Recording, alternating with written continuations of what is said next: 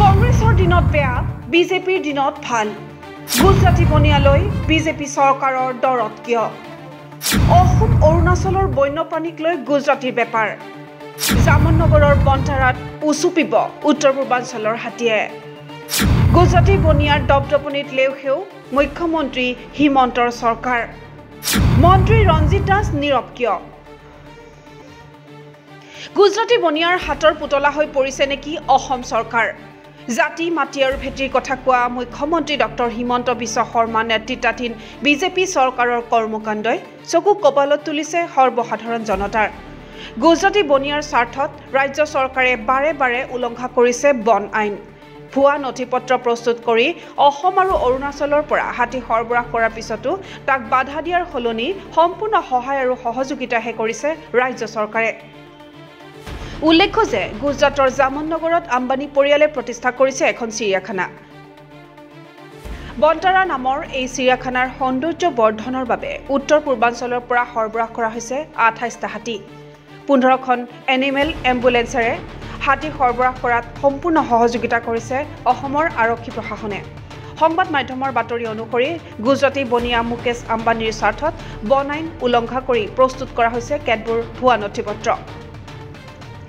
মন কৰিবলগীয়া যে ইয়াৰ পূৰ্বেও বিগত কংগ্ৰেছ চৰকাৰৰ দিনত অসমৰ পৰা বহিৰাজ্যলৈ হাতী সৰবৰাহ কৰা হৈছিল ইয়াকে লৈ সেই সময়ত অসম বিধানসভাত সৰব হৈ পৰিছিল তেতিয়াৰ বিজেপি বিধায়ক ৰঞ্জিত দাস হাতী সৰবৰাহ বন্ধ কৰাৰ দাবীও উত্থাপন কৰিছিল ৰঞ্জিত দাসে কিন্তু এতিয়া বিজেপি চৰকাৰৰ দিনত মুকলিকৈয়ে হাতী সৰবৰাহ কৰা কাৰ্যৰ বিৰুদ্ধে নিমাত হৈ পৰিছে মন্ত্ৰী ৰঞ্জিত দাস কংগ্ৰেছৰ দিনত যিটো বেয়া কাম আছিল সেই একেটা কাম বিজেপিৰ দিনত ভাল হ'ল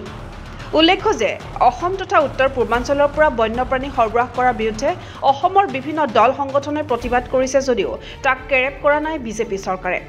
ৰাইজৰ দলৰ নেতা তথা বিধায়ক অখিল গগৈয়ে হাতী সৰবৰাহ বন্ধ কৰিবলৈ মুখ্যমন্ত্ৰী ডক্টৰ হিমন্ত বিশ্ব শৰ্মাক বাৰম্বাৰ আহ্বান জনাই আহিছে যদিও তালৈ ভ্ৰক্ষেপ কৰা নাই মুখ্যমন্ত্ৰী আৰু ৰাজ্য চৰকাৰে বিজেপি চৰকাৰৰ এই স্থিতিক তীব্ৰ সমালোচনা কৰি হাতী সৰবৰাহত বাধা দিবলৈ জাতীয়তাবাদী সংগঠনসমূহক আহ্বান জনাইছে অখিল গগৈয়ে চুৰিত কথা যে গুজৰাটৰ চিৰিয়াখানাৰ কাৰণে ৰিলায়েন্স কোম্পানীৰ চিৰিয়াখানাৰ কাৰণে আমাৰ কিয় হাতীবিলাক দি থাকিব আমাৰতো হাতী বহুত বহা নাই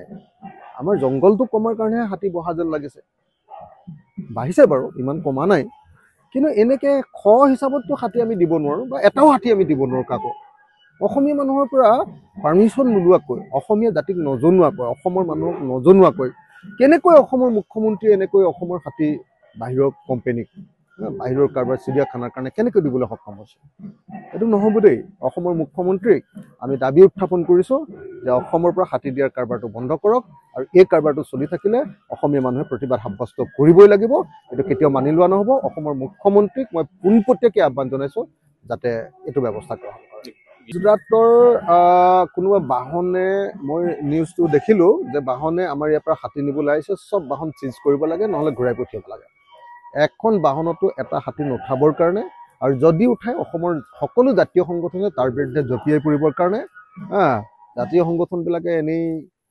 গুৰু গাড়ী ধৰি থাকিলেতো নহ'ব ন হয়নে নহয় কওক তো তেওঁলোকে এই আচল বস্তুটোহে ধৰিব লাগিব আমি যেতিয়া জাতীয় সংগঠনত আছিলোঁ তেতিয়াতো এটা কামতো আমি কেতিয়াও কম্প্ৰমাইজ কৰা নাছিলোঁ অসমৰ পক্ষত এতিয়া আমি বিধায়ক গতিকে চব কথাত আমি জঁপিয়াই পৰিলে দেখিবলৈ বেয়া লাগে মোক এটা বেলেগ দায়িত্ব ৰাইজে দিছে গতিকে মই আহ্বান জনাইছোঁ জাতীয় সংগঠনবিলাকক এনেকুৱা এখনো গাড়ী যাতে ইয়াৰ পৰা পাৰ হৈ যাব নোৱাৰে এখনো গাড়ীত যাতে এটা হাতীও আমাৰ অসমীয়াৰ বিনা অনুমতিত যাতে লৈ যাব নোৱাৰে তাৰ ব্যৱস্থা গ্ৰহণ কৰিব লাগে জাতীয় সংগঠনবিলাকে নহ'লে আৰু আমি নামিব লাগিব আৰু বুঢ়া মানুহবিলাক এইটো কেতিয়াও কৰিবলৈ দিব নালাগে আমি প্ৰতিবাদ সাব্যস্ত কৰিব লাগে উল্লেখ্য যে অসমৰ পৰা বহিৰাজ্যলৈ এনেদৰে হাতী সৰবৰাহ হৈ থাকিলে অসমত হাতীৰ অস্তিত্বই বিপন্ন হৈ পৰিব বুলি মত পোষণ কৰিছে সচেতন লোকসকলে কিন্তু নিজৰ ৰাজনৈতিক স্বাৰ্থ সিদ্ধিৰ বাবে গুজৰাটী বনিয়াৰ স্বাৰ্থতহে হাত উজান দিছে মুখ্যমন্ত্ৰী হিমন্ত বিশ্ব শৰ্মা আৰু বিজেপি চৰকাৰে news desk report NV Live